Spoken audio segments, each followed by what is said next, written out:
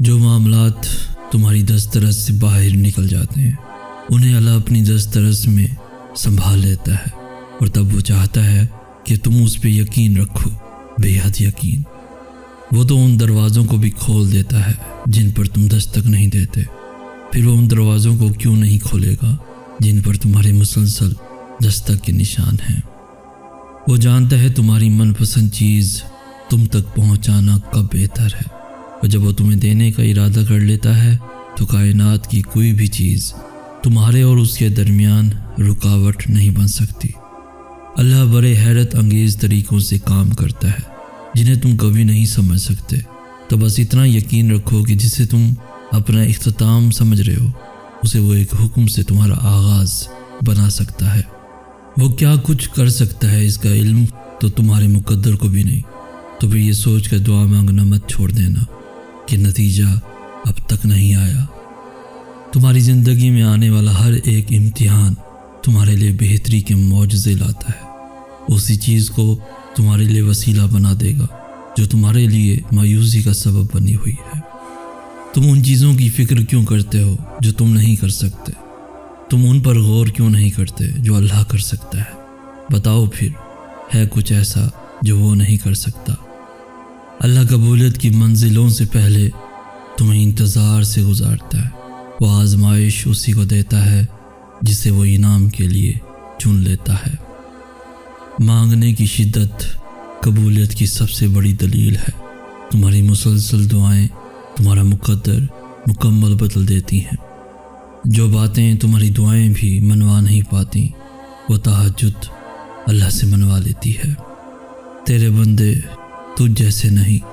بستر پر آنکھیں بند کر کے لیٹے ہوئے میں نے اللہ سے کہا، میرا ماضی ندامت ہے، اذیت ہے، تنہائی ہے، اور اذیت یاد کر کے کون خوش ہوتا ہے؟ تیرے بندے یہ جانتے ہیں، اس لیے وہ میرا ماضی کوریدتے ہیں۔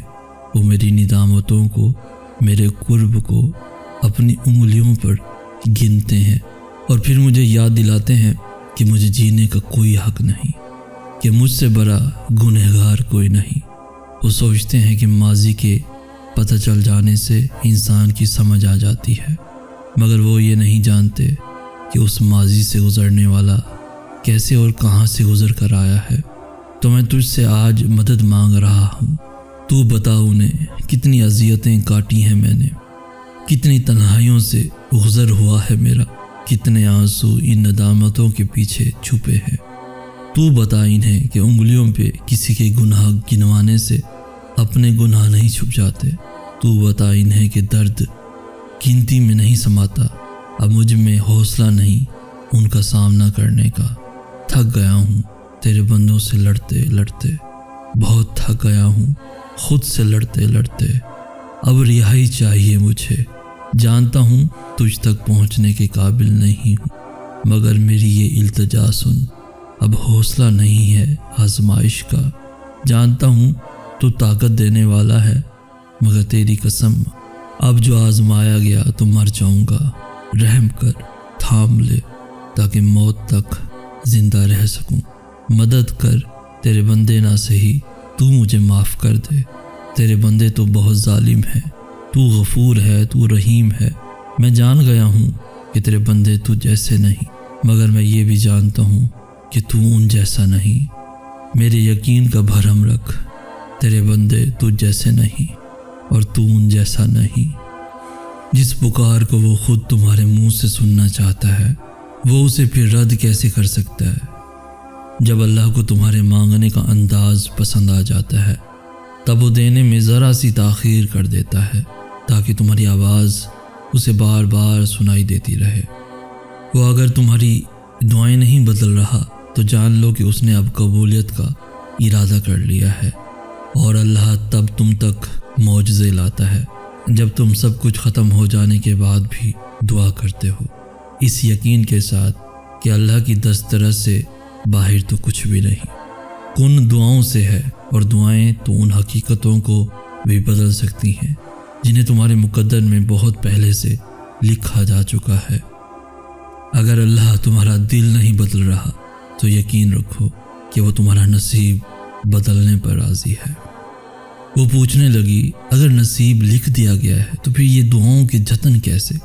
یہ سوال کرتے ہوئے اس کے لہجے میں بے انتہا درد تھا۔ کچھ چیزیں آزمائش ہوتی ہیں، میں نے اس کا ہاتھ تھامتے ہوئے کہا، اس لیے اللہ ان کا خانہ نصیب میں خالی ہاتھ چھوڑ دیتا ہے، کیونکہ اس کو علم ہوتا ہے کہ میرا ایک جھلا سا بندہ ایسا ہے جس نے مجھ تک آنا تو ہے مگر ڈھیر ساری ٹھوکروں کے بعد، اس لیے وہ ان چیزوں کو تمہارے لیے نصیب میں نہیں رکھتا، وہ انہیں دعاؤں میں چھپا دیتا ہے کہ ان چیزوں کی کھوج کے بہانے نکلو گے تو اسے بھی تلاش کر لو گے، یوں آزمائش کا حق بھی ادا ہو جائے گا اور تمہیں تمہارا انعام بھی مل جائے گا۔ غم تو اللہ تک پہنچنے کا واحد اور آخری دروازہ ہے، اور اگر وہ تمہیں غم کے قابل سمجھ لیتا ہے تو جان لو کہ اس نے تمہیں اپنے قابل بنانے کا فیصلہ کر لیا ہے، اور اس کی محبت کے قابل بن جانے سے بہتر تو کچھ بھی نہیں۔ جب تم درد کی حالت میں اللہ کو پکارتے ہو تو تمہاری آواز ان 7 آسمانوں میں تب تک گونجتی رہتی ہے جب تک کن نہیں فرما دیا جاتا۔ اللہ تو فرماتا ہے تم مجھے پکارو، میں تمہاری پکار کا جواب دوں گا، اور پھر وہ یہ بھی فرماتا ہے یقیناً اللہ کبھی اپنا وعدہ نہیں توڑتا، اور وہ تمہارے مقدر کو بدلنے کی گنجائش تب تک رکھتا ہے جب تک تمہاری دعائیں اس کی چوکھٹ پر بے بسی سے کھڑی رہتی ہیں۔ تم دعا کرتے ہوئے معجزوں کا یقین رکھو، پھر دیکھو دعا ختم ہوتے ہی معجزہ ہو جائے گا، تو پھر یہ مت سوچو کہ جو مانگ رہے ہو اسے حاصل کیسے کرو گے، کیونکہ اس کا انتظام تمہارا رب تمہارے سوچنے سے بہت پہلے کر چکا ہے۔ جو تمہیں بے چینی میں مبتلا کرتا ہے وہی تمہارے لیے اس بے چینی سے تسکین بھی نکالتا ہے، اور پھر وہاں سے راستے بناتا ہے جہاں سے تمہیں امید بھی نہیں ہوتی۔